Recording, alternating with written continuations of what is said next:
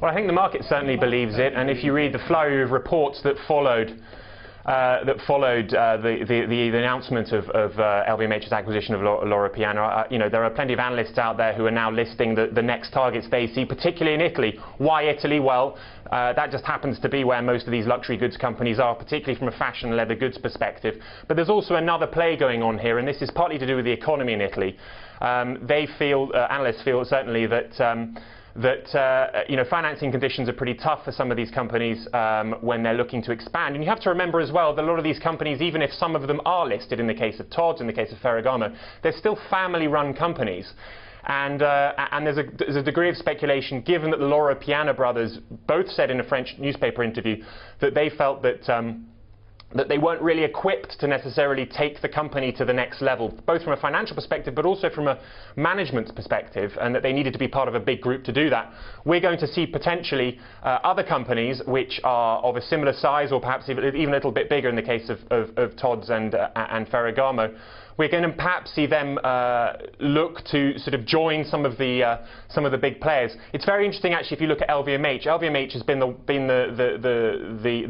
sort of most perceived likely buyer, I suppose is the best way of putting it, of some of these assets. It's interesting if you look at the interplay with Tod's. LVMH already has a 3.5% share in Tod's.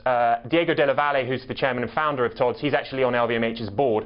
And there's a degree of speculation anyway from Tulsi that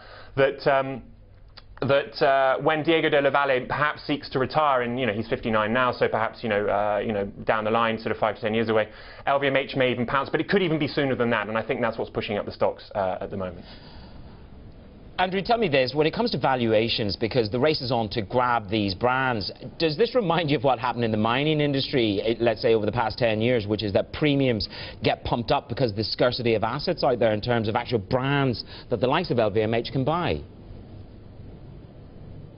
Well, I think it's interesting. There's been a sort of recalibration of people's expectations. I think during the financial crisis, I mean, you're going back to sort of 2008, 2009, a lot of the valuations were sort of thrown out the window and people started again. I mean, we go back. I can take Cavalli as an example. Cavalli isn't for sale. The company has said that. But, it was looking perhaps to explore a sale maybe 5 years ago, and they were talking around a valuation of about 2 billion euros. It's now being valued around 400 million euros. So it's quite a cut there. Having said that, those valuations are increasing, and that's partly to do with the scarcity of assets, but also the increasing number of potential buyers, be they large conglomerates or whether they're private equity or sovereign wealth funds.